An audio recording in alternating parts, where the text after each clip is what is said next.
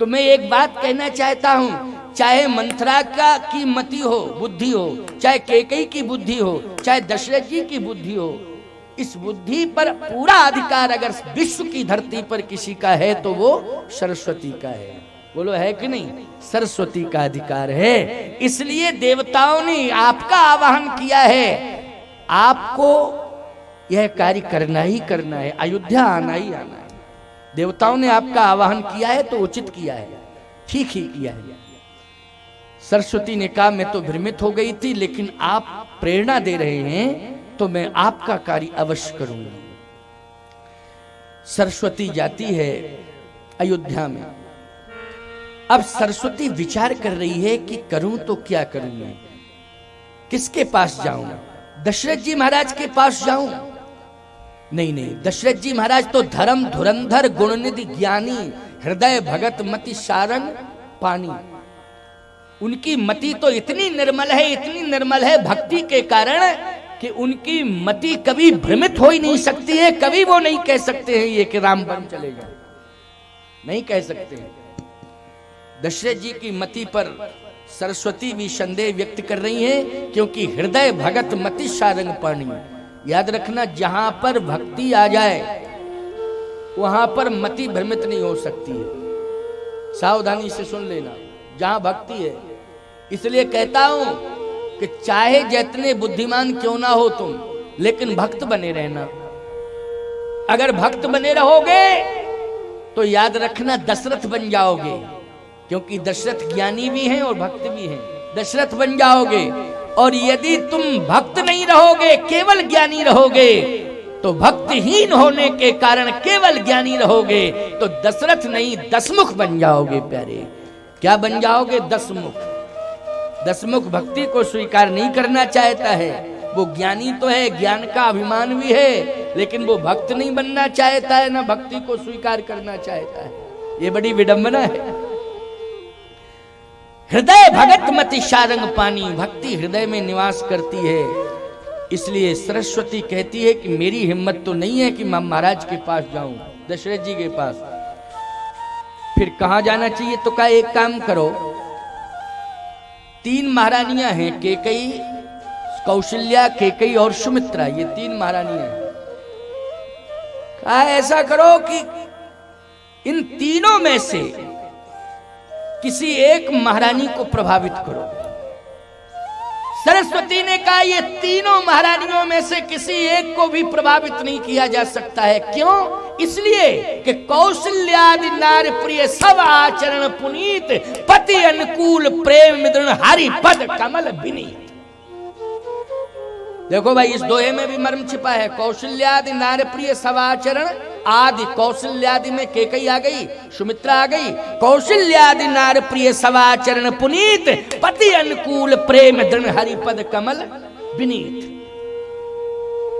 कौशल्या, कैकेयी, सुमित्रा, हरिपद कमल विनीत। जो भगवान के चरणों से प्रेम करता है वो भक्त होता है कि नहीं? उसके जीवन में, उसके हृदय में भक्ति होती है जो भगवान से प्रेम करता है। हरिपद कमल विनीत का अर्थ है ये तीनों महारानियां भगवान के चरणों से प्रेम करती हैं, इसलिए तीनों में भक्ति है। तो दशरथ जी में भी भक्ति है, तीनों में भक्ति है माताओं में। अब किसे प्रभावित करूं? बड़ी मुश्किल की बात है, मेरी हिम्मत तो नहीं पड़ रही है, लेकिन इच्छा तो श्री राम जी की है। इच्छा किसकी है? श्री राम जी की इच्छा है। सावधान, सरस्वती सोच रही है कि मैं क्या करूं। प्रेरणा भगवान ने दी सरस्वती को। अब सुन लीजिए, सरस्वती को भी प्रेरित किसने किया है? भगवान ने प्रेरित किया है अयोध्या में। क्या? कि ऐसे नहीं जाना है, सिस्टम से जाइए, सिस्टम से तो सफलता मिलेगी। सिस्टम से। अच्छा, सिस्टम हम समझ नहीं पा रही हैं कि सिस्टम क्या है। भाई सिस्टम तो पति पत्नी में होता है। क्यों भाई, होता है कि नहीं होता है? पति पत्नी का सिस्टम होता है कि नहीं? या तो पत्नी पति को समझावे, या पति पत्नी को समझावे, या पत्नी पति के प्रभाव में, या पति पत्नी के प्रभाव में हो, ये सिस्टम है। अब और क्या सिस्टम है? का एक और सिस्टम है। क्या सिस्टम है? भगवान ने प्रेरणा दी कि राजमहल से किस नारी का संबंध है। बोले किससे? बोले महारानी की सेवा में एक नौकरानी भी है, ये भी एक सिस्टम है, ये भी एक सिस्टम है। हाँ, इसको भी सिस्टम में लेना और समझ लो इस बात को। महारानी की सेवा में कौन है? नौकरानी। अच्छा बोलो, महाभारत में कौरवों का विनाश कराने में सिस्टम ही तो था। और बोले वो सिस्टम क्या था? बोले शकुनी। दुर्योधन नहीं था, शकुनी था सिस्टम। क्यों भाई? हंसते। पूरे कौरवों के विनाश में, महाभारत के विनाश में बोलो ये सिस्टम तैयार किसने किया था? शकुनी ने। शकुनी ने। ये शकुनी जो है क्या है? ये मामा तो है शकुनी, लेकिन याद रखना ये शकुनी जो है मामा भी है और ये चापलूस भी है, चापलूसी करने वाला। समझ गए हो कि नहीं? अच्छा एक बात बताओ, साला चापलूस होता है क्या? ये तो तुम लोग जानते होगे। क्यों भाई? अच्छा दुर्योधन का तो ये मामा है, लेकिन धृतराष्ट्र का क्या है? जल्दी बोलो। धृतराष्ट्र का साला ही हुआ। क्यों हुआ कि नहीं हुआ? हाँ तो है, हाँ ठीक साला। क्योंकि तुम लोगों से इसलिए पूछ लेते हैं हम कि हम तो 10 साल की उम्र से साधु हो गए, आले साले के चक्कर में पड़े ही नहीं। सही बात तो ये है। ये सिस्टम सब फैल रहा, मेरा दूरियां रही, ये सब सिस्टम में नहीं आए, लेकिन सुनते हैं कि ये संबंध होते हैं, है नहीं? साला था वो, है हस्तिनापुर के राजा का शाला था, और राजकुमार का क्या था? मामा था, है नहीं? राजकुमार का, उत्तराधिकारी का मामा था शकुनी। एक बात आपको बताएं, साले में पावर बहुत होता है। हाँ बहुत पावर होता है उसमें, पता नहीं स्पेशल पावर कहां से आता है। क्या पावर होता है? बुरा मत मानना, मान जाओ तो मान जाओ। कोई हमें विधानसभा और लोकसभा का चुनाव लड़ना है क्या? तुमसे वोट लेने हैं? हमको सरपंची कुछ नहीं लड़ना है, राम प्रधान ग्राम प्रधान है। हम तो सब इनसे मुक्त हैं, झंझटों से। समझ गए हो कि नहीं? हम तो साधु हैं भाई, ऐसे ही रहेंगे, साधु ही रहेंगे, बस जैसे थे वैसे ही रहेंगे, बस और कुछ नहीं। बस अब तो ये जीवन भगवत कथाओं के लिए समर्पित है। पावर बहुत होता है। क्या? जितने भी रिश्ते होते हैं वो आते हैं, लेकिन दरवाजे पर बैठते हैं पहले। लेकिन साला आता है और सीधा अंदर, बिना किसी परमिशन के। क्यों भाई, गलत कह रहा हूं क्या मैं? वो दरवाजे से कोई लेना देना नहीं उसका, है सीधा अंदर। और एक बात बताएं आपको, अंदर महीनों बना रहे कोई समस्या नहीं, और जब जाए तो बस पांव छुए और दांत निकाले जा रहे, बस ना लेना ना देना। बस समझ गए हो कि नहीं? ना लेना ना देना। कितना पावर है बोलो ईमानदारी से? है पावर कि नहीं? हाँ समझ में आ गई, अब समझ में बात आ गई है ना? सावधान, शकुनी की भूमिका रही हस्तिनापुर के विनाश में। ये क्या है? ये भी वही भूमिका का निर्वाह कर रहा है, चापलूसी वाला सिस्टम। समझ गए हो कि नहीं? अच्छा, मंथरा अयोध्या में क्या सिस्टम जमा रही है बोलो? मंथरा का काम नौकरानी है कि नहीं? चेरी केकई केरी, और साला होता है चेरा। क्या होता है? चेरा। चेरा है, एक चेरा शब्द में उभय पक्षी अर्थ निकलता है? तुम उसके चेहरे हो। समझ गए हो ना? चेहरे में एक स्नेह का भी संबंध है। समझ गए हो कि नहीं? है एक चेहरे एक चचेरे, चेहरे।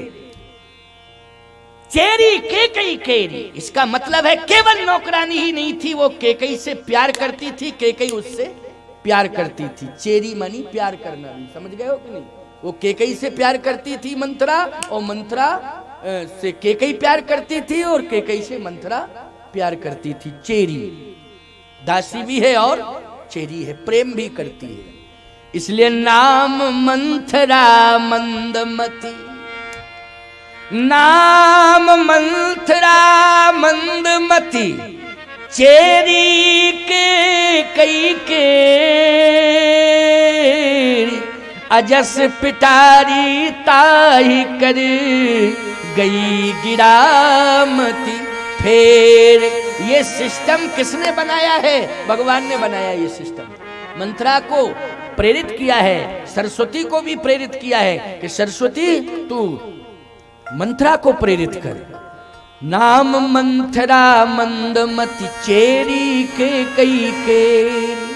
याद रखना ये मंदमती वाली महिला है। जो इस तरह का काम करते हैं वो मंद बुद्धि वाले हुआ करते हैं। वो अपने को भले ही होशियार समझे कि देखो मैंने विरोध करा दिया, मैंने बिखराव पैदा कर दिया, विखंडन करा दिया। वो होशियार नहीं है, वो मंद बुद्धि वाले लोग हैं। किस बुद्धि वाले? मंद बुद्धि वाले। ये मंथरा को मंद बुद्धि वाला बताया गया है। नाम मंथरा मंदमती, ये मंदमती है।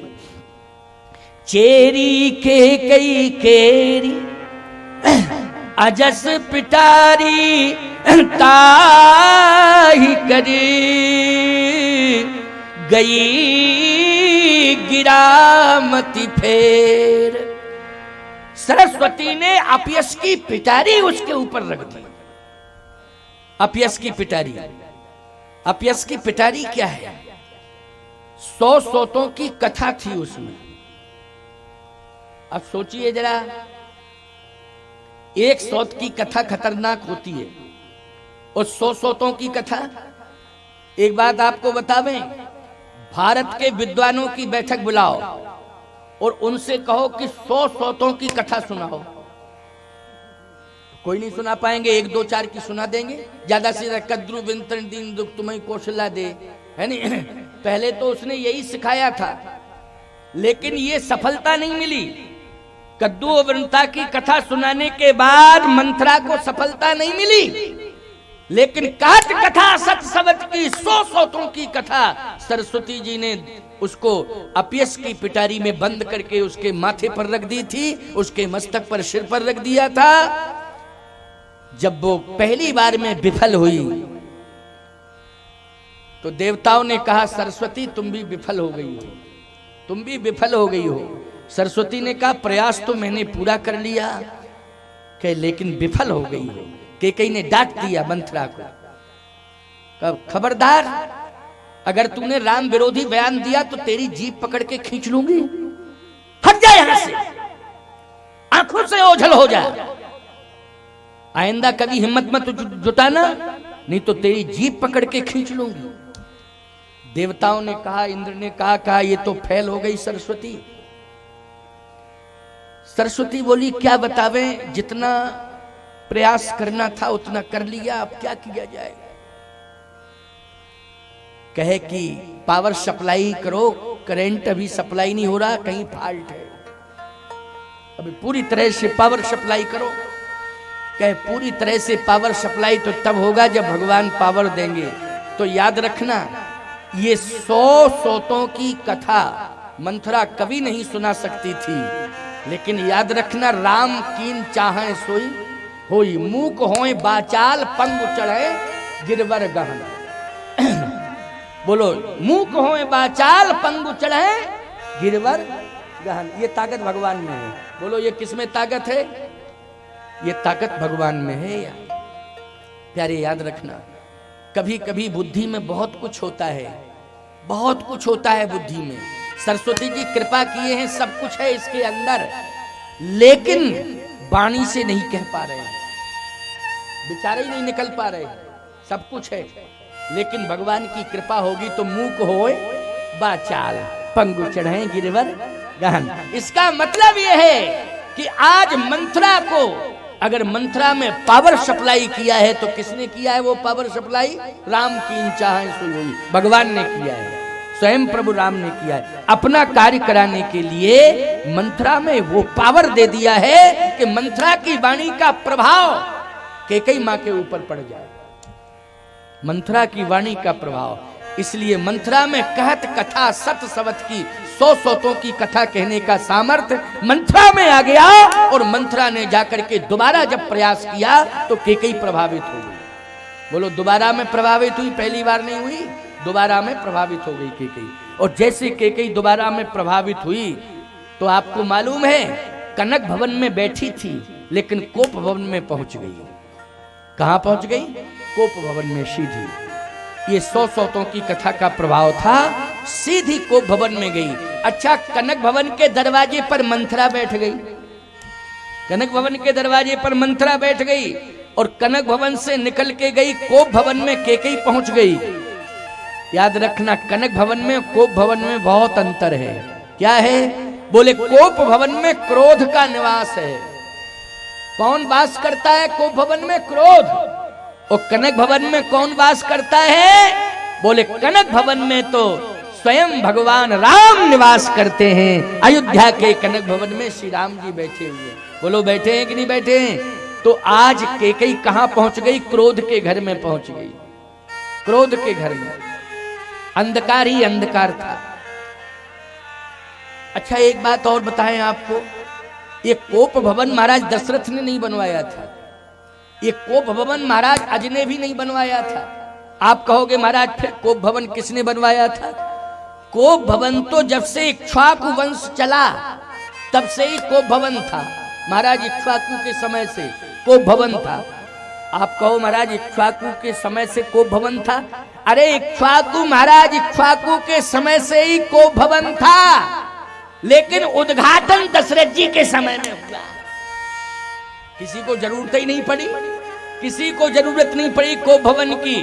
उसका उद्घाटन हुआ दशरथ के समय में। वो किया है केकई ने। सबसे पहले प्रवेश किसने किया है? केकई ने कोप भवन में प्रवेश किया है। इसके पहले कोई प्रमाण नहीं मिलता है कि कोप भवन में किसी ने प्रवेश किया हो। केकई ने प्रवेश किया है कोप भवन में। अब बताइए, इतने समय से बना कोप भवन, उसमें अंधकार ही अंधकार था, लेकिन केकई प्रवेश कर गई कोप भवन में। मंथरा ने 100 सौतों की कथा सुनाई और केकई का मन विचलित हुआ। और जैसे ही विचलित हुआ तो पहुंच गई कहां? सीधी कोप भवन में। एक बार हमारी कथा कलकत्ता में हो रही थी, तो वहां किसी ने प्रश्न कर दिया। किसी ने प्रश्न किया, क्या कि ये कोप भवन अयोध्या में बना हुआ है महाराज? हाँ, बना है उनका कोप भवन। बोले महाराज जी, आज हमने कहा भौगोलिक दृष्टि से तो नियमानुसार आज भी बना हुआ है। बोले महाराज जी, पूरी अयोध्या में कोप भवन कहाँ है? हमने कहा जहां दशरथ जी का महल है वहीं पास में कोप भवन है। उस समय का अभी तक बना है। हमने कहा भूमि वही है, सिस्टम चेंज होता रहता है, लेकिन उसका जैसे कौशल्या भवन, केकई भवन, दशरथ महल, ये सब बने हुए हैं ना अयोध्या में, बने हैं ना दशरथ महल वगैरह सब। मैंने कहा इसी तरह से कोप भवन है। बोले महाराज फिर वहां लोग जाते तो नहीं है कोई? हमने कहा कौन जाएगा कोप भवन? फालतू की बात क्यों करते हो? कौन जाएगा कोप भवन में? क्यों भाई? अच्छा, एक बात बताओ, आगरा में जेल है, तो ये तो आप पूछ सकते हो कि महाराज जेल कहाँ है? अमुक जगह पर है, नक्शे में अमुक जगह पर है। अब कहा जाए तुम जाते हो वहां? अरे क्यों जाएंगे जेल में? हम अपराधी हैं जो जेल में जाए? बनी होती है, लेकिन ये जरूरी थोड़ी है कि जाया जाए। क्यों भाई? जाएगा वही सिस्टम से जाएगा व्यक्ति, अपराधी होगा, अपराध सिद्ध हो जाएगा तो जेल पहुंच जाएगा। लेकिन जेल को जानते सब हैं, जेल होती है, जेल को जानते सब हैं, लेकिन जो अपराध के सिस्टम से जुड़ गया वही जेल में प्रवेश करता है प्यारे, सभी प्रवेश नहीं करते। अपराध के सिस्टम से जो जुड़ता है वही उसमें प्रवेश करता है। जानते सब हैं, होती भी है जेल। ऐसे ही अयोध्या में कोप भवन है, लेकिन जानते हैं सब अयोध्या के लोग है भी कोप भवन, लेकिन जाते क्यों नहीं है? इसलिए कि कोप भवन में क्यों जाया जाए भाई? कोई जरूरत ही नहीं है कोप भवन में। कनक भवन में जाते हैं हम, दर्शन करते हैं, हनुमानगढ़ी जाते हैं, दर्शन करते हैं, सरजू मैया में स्नान करते हैं, जाते हैं स्नान करते हैं, लेकिन कोप भवन में है, लेकिन कौन जाए? कहे महाराज जी एक बात मैं कहना चाहता हूं आपसे। क्या?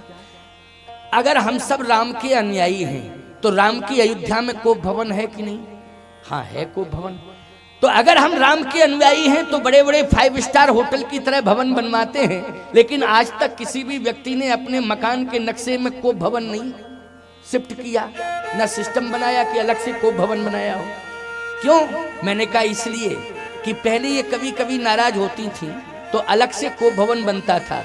अब ऑलरेडी 24 घंटे टेम्परेचर हाई, पूरा मकान ही कोप भवन बन गया, तो अलग से कोप भवन बनाने की क्या जरूरत है? बोलो भाई, अलग से कोप भवन बनाने की आवश्यकता नहीं है। इसलिए मैं कहता हूं कि अपने घर को कनक भवन बनाओ, अपने घर को मंगल भवन बनाओ, अपने घर को कौशल्या भवन बनाओ।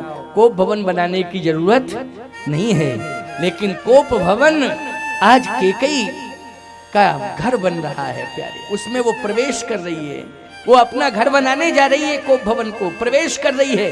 जैसे ही कोप भवन में मंथा के कहने से प्रवेश करती है केकई, अंधकार था, कोई जाना नहीं चाहता है, लेकिन प्यारे उसने प्रवेश किया।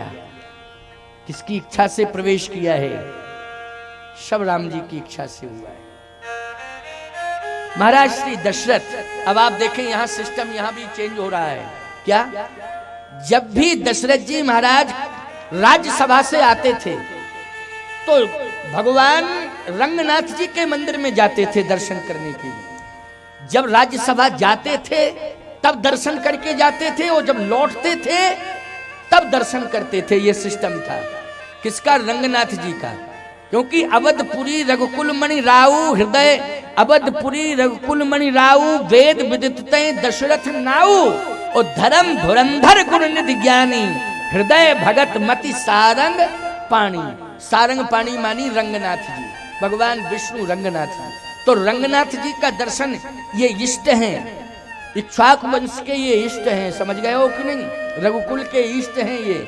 इसलिए जब जाते थे तो रंगनाथ जी का दर्शन करके जाते थे, तब सिंहासन पर बैठते थे। और जब राज्यसभा की कार्रवाई पूर्ण करके लौटते थे तो रंगनाथ जी का दर्शन करके लौटते थे। लेकिन आज सिस्टम बदल गया। केकई का सिस्टम बदला, दशरथ जी का सिस्टम बदला, दोनों का सिस्टम बदला है। हम प्रमाण दे रहे हैं रामायण का। क्या प्रमाण है? बोले यहाँ तो केकई कोप भवन में प्रवेश कर रही है, वहां दशरथ जी राज्यसभा से आ रहे हैं। तो सांझ समय सानंद नृप गए केकई गे, जिस भवन में केकई रहती थी उसमें महाराज गए। जबकि लिखना तुलसीदास जी को ये चाहिए था, सांझ समय सानंद नृप गए विष्णु के गे।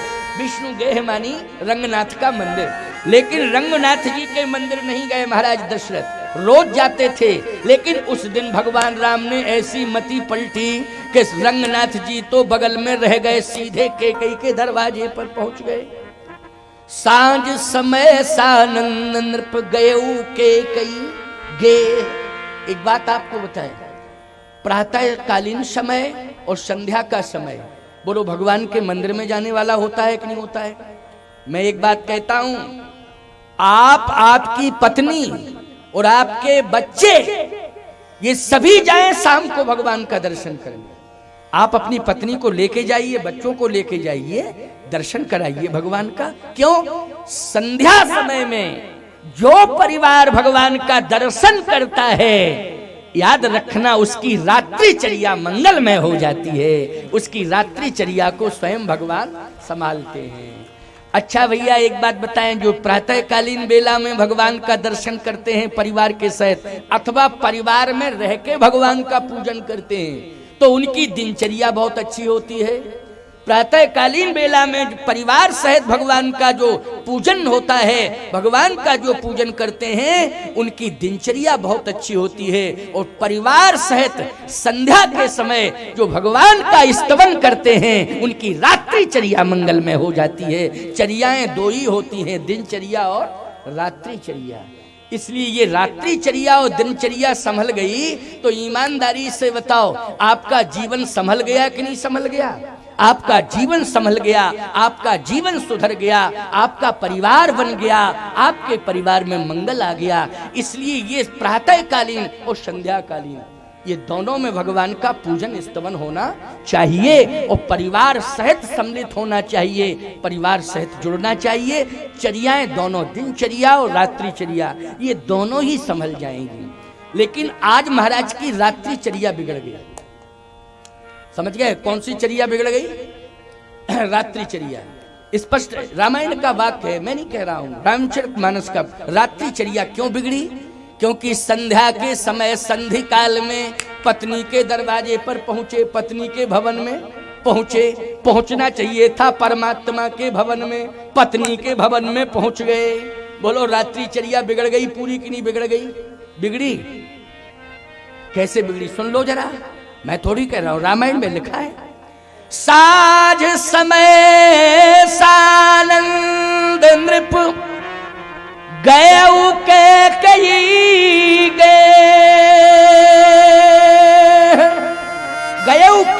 गए, केकई के भवन में पहुंच गए।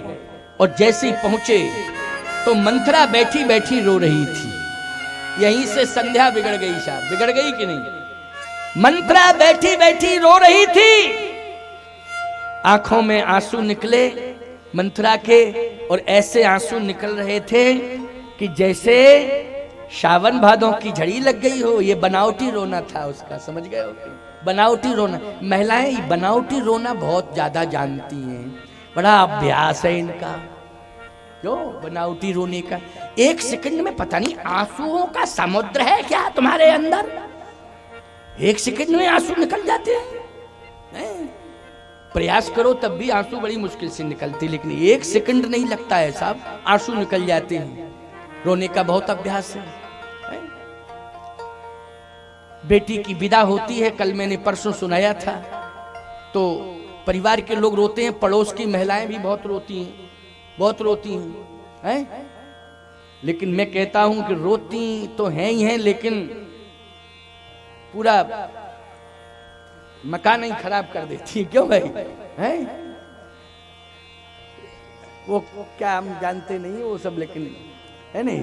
तो कहने का मतलब मेरा ये है, आंसू ये मंथरा के कपट के आंसू हैं, कपट के आंसू, आंसू निकल रहे हैं। दशरथ जी ने कहा मंथरा क्यों रो रही है? मंथरा और रोने लगी। दशरथ जी ने कहा केकई कहां है? तो मंथरा रोते हुए इशारा करती है को भवन की ओर, हाथ से इशारा कर रही है को भवन की ओर। दशरथ जी की मति देखें आप, रात्रिचर्या कैसे बिगड़ रही है। जब समझ लिया कि को भवन में केकई है, तो भगवान के पास जाना चाहिए था, प्रार्थना करनी चाहिए था कि प्रभु क्या हो रहा है मेरे घर में। अभी तक को भवन में कोई महारानी नहीं गई, लेकिन आज ये पहुंच कैसे गई? इसका मतलब है कि प्रभु कोई प्रतिकूल वातावरण हो गया है, अब आपकी शरण में आया हूं, अब आप संभालो। तब जाना चाहिए था, बोलो भाई, लेकिन नहीं गए। अच्छा, दूसरा मेरा चिंतन एक और है, क्या कि चलो भाई कोई बात नहीं, केकई रूठ गई थी और को भवन में पहुंच गई थी, तो कौशल्या जी के पास जाना चाहिए था और कौशल्या जी से ये कहना चाहिए था, कौशल्या तुम महलों के अंदर रहती हो, कारण क्या है? केकई क्यों रूठी है? कारण बताओ। क्यों भाई?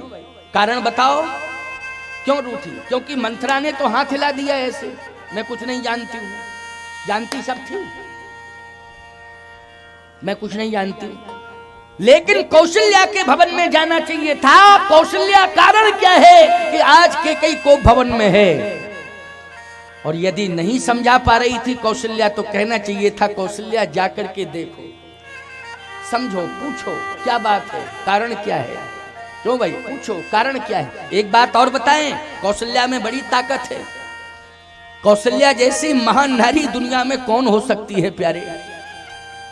प्रतिकूल, चाहे जैसा प्रतिकूल वातावरण क्यों ना हो, लेकिन कौशल्या जी में वो ताकत है कि प्रतिकूल वातावरण को अनुकूल वातावरण में बदल देती हैं। ये क्षमता माता कौशल्या में है। केकई के हृदय को बदलने की ताकत कौशल्या जी में है। केकई के हृदय को बदलने की ताकत किसमें है? कौशल्या जी में है। याद रखना, क्योंकि कौशल्या की जो महिमा है उस महिमा का वर्णन जब आगे होगा प्रसंग में तो समझ में आ जाएगा। हो सकता है भगवान ने चाहा तो आज ही वर्णन कर दूं, लेकिन धैर्य धारण करना, क्योंकि ये प्रसंग आज का बहुत महत्वपूर्ण है। इतना महत्वपूर्ण है कि जैसे समुद्र की गहराई में कोई डुबकियां लगावे और उसमें मोती निकालने की कोशिश करे तो मोती कैसे निकलते हैं मुश्किल पड़ेगा। क्यों? समुद्र की गहराई में पहुंचने पर मोतियों को निकालना, ये भाव के मोती निकाले जा रहे हैं। लेकिन प्यारे कोशिश पूरी है कि भाव के मोती निकाल करके आपके बीच में आपको प्रदान करूं, आपको भाव की भूमिका से जोड़ करके संतुष्ट करूं, ये मेरा संकल्प है। आज महाराज श्री दशरथ ने कौशल्या जी की ओर भी ध्यान नहीं दिया, भगवान विष्णु की ओर भी ध्यान नहीं दिया और सीधे गए कैकेयी जहां रूठी बैठी थी वहीं पहुंच गए। अच्छा, जैसे ही पहुंचे अब देखना वातावरण, रात्रिचर्या कैसी बिगड़ती। सांझ समय, ये संधि काल है, संधि काल है, संधि काल में वातावरण कैसा बिगड़ रहा है इसको समझने की कोशिश करिए। महाराज पहुंचे तो कैकेयी कोप भवन के अंदर है। महाराज श्री दशरथ पहली बार कोप भवन में प्रवेश कर रहे हैं, दशरथ जी भी पहली बार कोप भवन में प्रवेश कर रहे हैं। अच्छा, गोस्वामी जी कहते हैं बैठी किस मुद्रा में है? बोले भुवंग भामिनी, सर्पणी बन करके बैठी है। अच्छा बोलो, अंधेरे कमरे में अगर सर्प बैठा हो तो तुम प्रवेश करोगे कि बाहर भागोगे? जल्दी बोलो, बाहर भागोगे कि प्रवेश करोगे? लेकिन नहीं प्यारे, भुवंग भामिनी सर्पणी बन करके कैकेयी अंधकार में बैठी हुई है, लेकिन महाराज का साहस देखो, पीछे नहीं हटे, वो अंदर प्रवेश कर गए। इसका मतलब है कि मृत्यु का समय नजदीक आ गया है, इसलिए वो स्वयं अपने आप को मौत के हवाले करना चाहते हैं। इसलिए भंग भामिनी से डर नहीं रहे हैं, सर्पणी से डर नहीं रहे हैं, पीछे नहीं हट रहे हैं, बस डायरेक्ट पहुंच रहे हैं, डायरेक्ट पहुंच रहे हैं। अब आप और सुन लीजिए, मृत्यु योग होता है। राम के पिता का भी मृत्यु योग आ गया था, ये मृत्यु योग चल रहा था। समझ में आई बात कि नहीं?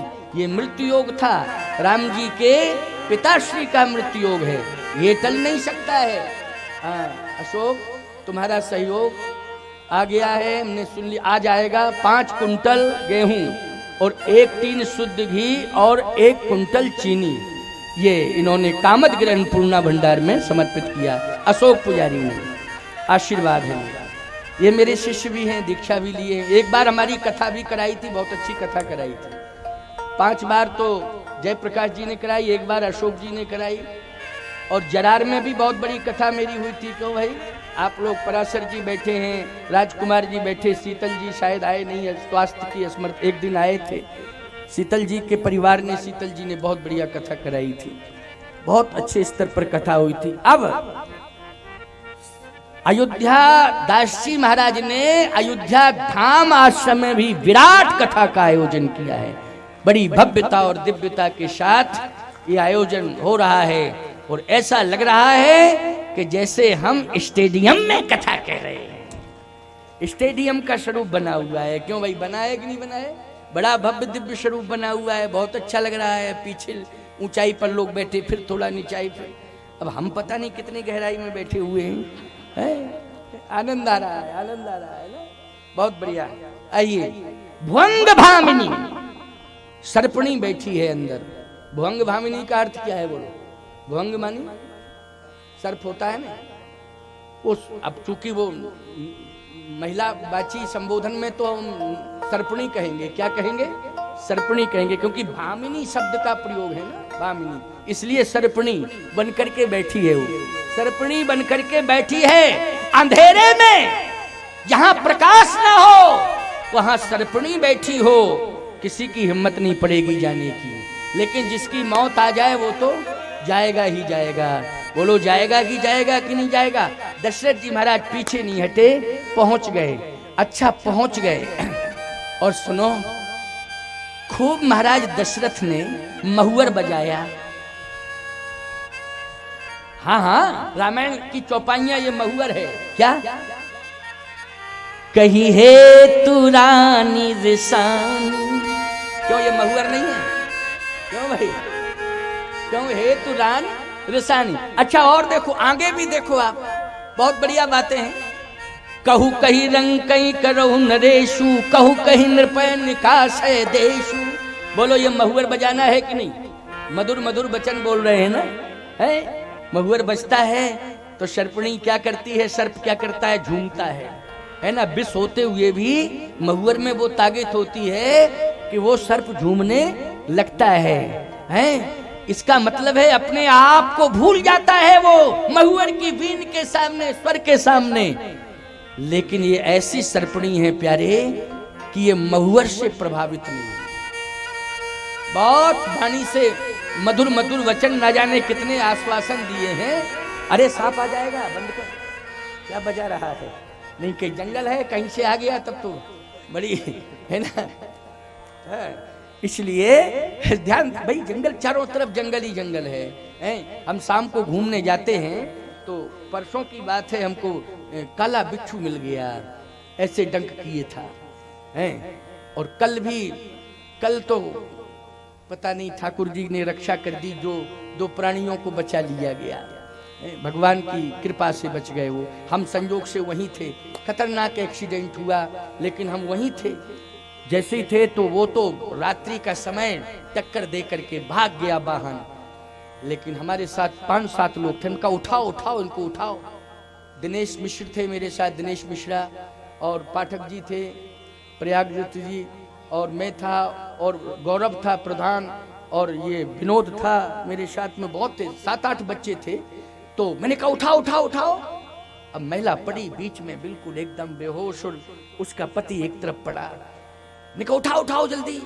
तुरंत उठा के किनारे पर लिया, दोनों बेहोश। धीरे से उनको सांत्वना दी तो एकदम होश में आया। तो देखो जैसे होश आया उसको, तो मेरे पांव की तरफ हाथ बढ़ा रहा था वो लड़का और ना वो महिला, दोनों ऐसे। तो मैंने कहा देखो इनको इतना ज्ञान है कि महात्मा खड़े हैं, समझ रहे हो? वास्तव में उसने ऐसे हाथ बढ़ाए, ऐसे मेरे पांव की तरफ। तो मैं पास में चला गया, संभल गए वो। उनके परिवार वालों को फोन किया, यहीं के 10 किलोमीटर दूर के थे, कोई कनकवारा गांव, क्या गांव था, वहीं के थे। तो सूचना दी, फिर वो आए। मैं आधा पौन घंटे वहीं खड़ा रहा, जब तक वो लोग नहीं आ जाएंगे तब तक हम हटेंगे नहीं।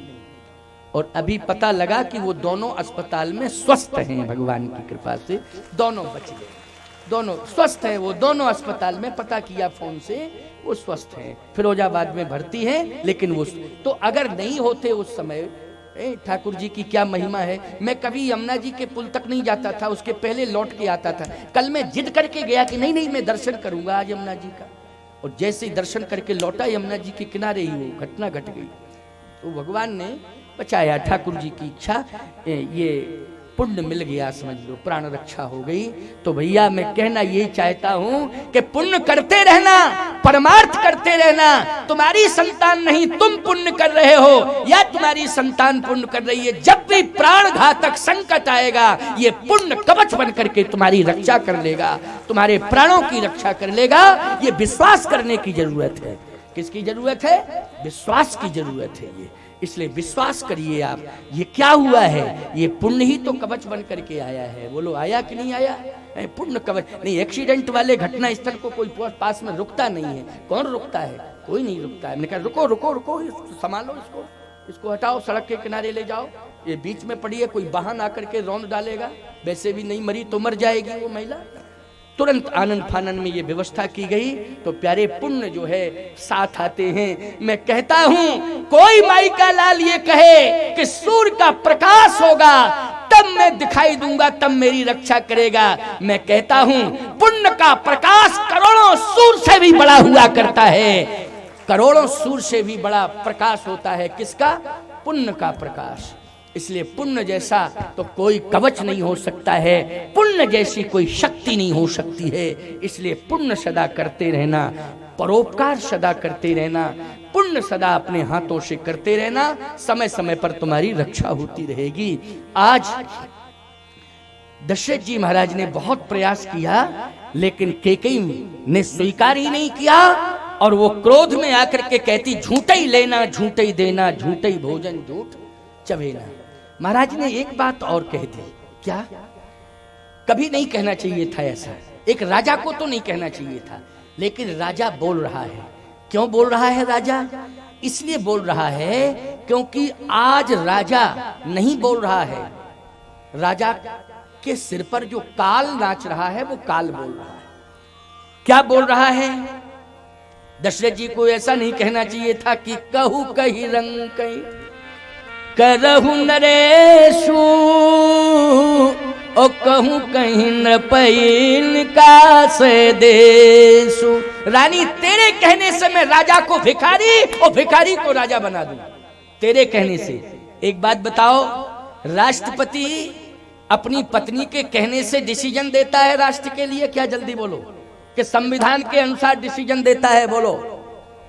इतने ऊंचे पद पर बैठा है वो, सर्वोच्च पद पर बैठा है कि पत्नी और परिवार के अनुसार डिसीजन नहीं देता है, जो संविधान है उसके अनुसार वो डिसीजन देता है। बोलो देता है कि नहीं? लेकिन आज के राजा का रघुकुल के अनुसार डिसीजन दे रहा है राजा, कि पत्नी के कथनानुसार डिसीजन दे रहा है? बोलो, पत्नी के कथनानुसार डिसीजन। बोलो इस चौपाई का अर्थ क्या करोगे? कहू कहे रंग कहे करो नरेशु, कहू कहे नृपय निकास देशु। तेरे कहने से राजा बना दूं भिखारी को, और भिखारी को राजा, और राजा को भिखारी, तेरे कहने से। इसका मतलब है कि संविधान नहीं बोल रहा है, पत्नी के अनुसार बोल रहा है राजा, कि तेरे कहने से। याद रखना, ये नहीं कहना चाहिए था महाराज को, लेकिन महाराज को पहले भगवान के मंदिर में जाना चाहिए था, महाराज को पहले कोप भवन के पहले कौशल्या जी के पास जाना चाहिए था, महाराज को विचार करके कोप भवन में प्रवेश करना चाहिए था। लेकिन नहीं, महाराज सीधे बिना विचार के कोप भवन में प्रवेश करते हैं और बिना ही विचारे कह रहे हैं। क्या कह रहे हैं? तेरे कारण मैं तेरे कहने से राजा को भिखारी और भिखारी को राजा बना दूं। तो कैकेयी बोली सुनो, अब सुनो। हाँ सुनाओ, भिखारी किसको माना है तुमने? दशरथ जी बोले मैं नहीं समझ पाया किसको माना है। अच्छा राजा किसको माना है? राजा कहा राजा तो मैं राम को मान रहा हूं, सभी मान रहे हैं, और संकल्प ले चुका हूं, राजा बनाने ही जा रहा हूं, और राजा राम जानकी रानी। तो कहा राजा राम बनेंगे, इसका मतलब है कि राम को राजा बनाने का संकल्प लिया है ना? हाँ। भिखारी किसको माना है? जिसे राजा बना रहे उसको भिखारी बना, और जिसको भिखारी माना है उसे राजा बना दो। तो भिखारी किसको माना है? कहा सुनिए महाराज, कान खोल करके सुनिए। रिश्ता छोटे से छोटा भी होता है तब भी निमंत्रण जाता है, लेकिन भिखारी के यहां किसी ने कभी कोई निमंत्रण नहीं भेजा है।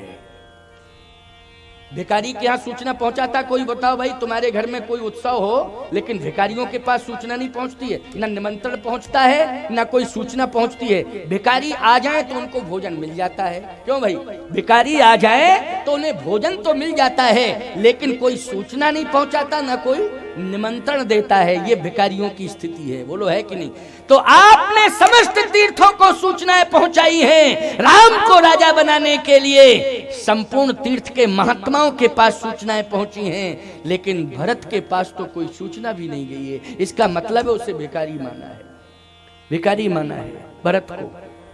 इसलिए अगर कहू कह रंग कह करो नरेशु, कहू कह नृपय निकाशय देशु, तो मैं कहना यही चाहती हूं कि आपने जिसको भिखारी माना है उसको राजा बना दो, और जिसे राजा बना रहे हो उसको भिखारी बना दो।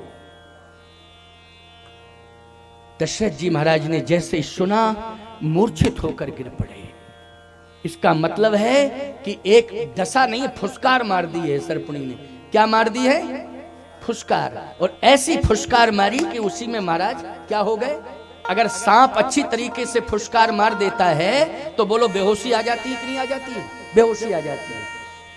10 ले तक तो प्राण ही चले जाते हैं, 10 ले तो प्राण, लेकिन फुसकार ही मार दे अगर जहरीला सांप सर्पणी, तो क्या हो जाता है? बेहोशी आ जाती है। महाराज उसी समय बेहोश हो गए, गिर पड़े, बेहोश हो गए।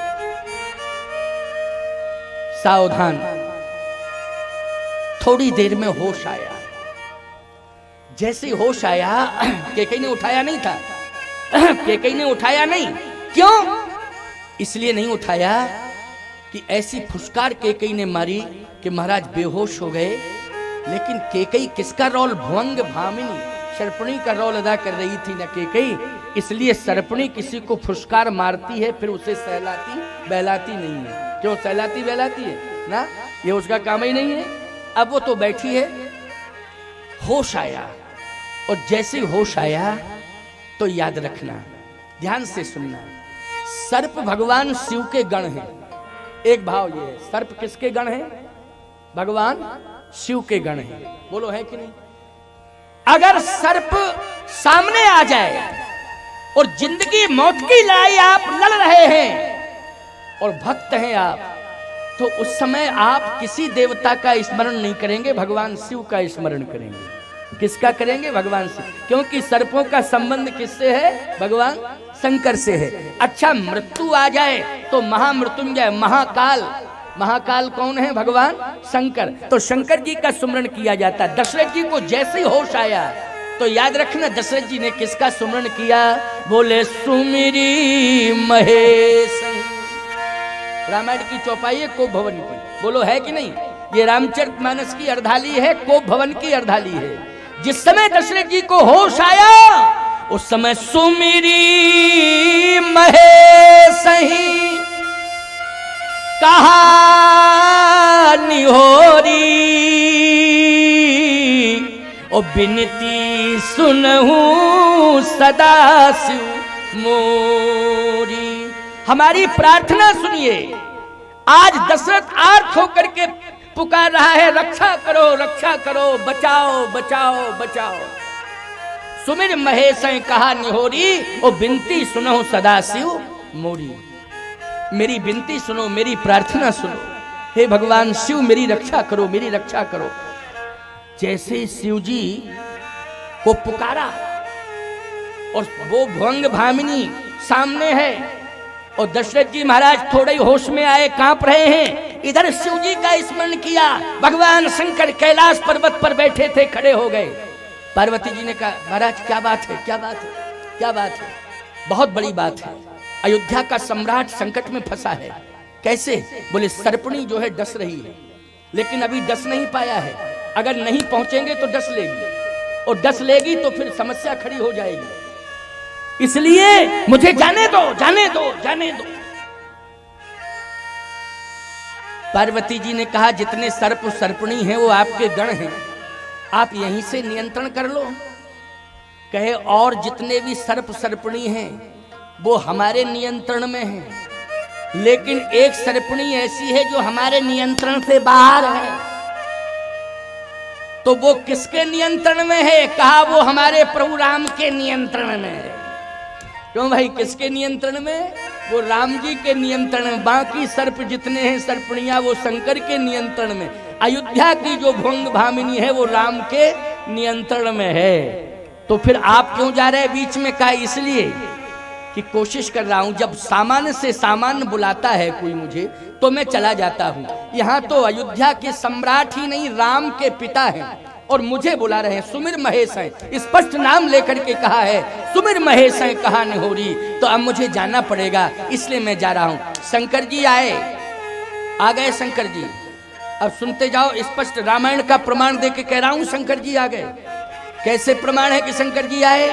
जैसे ही आवाहन किया शिव जी का महाराज दशरथ ने, कैलाश के शिखर से उतरकर भगवान शंकर कोप भवन में आ जाते हैं। जैसे कोप भवन में आए, कैकेयी ने नहीं देख पाया, कैकेयी ने नहीं देख पाया शंकर जी को। क्यों नहीं देख पाया कैकेयी ने?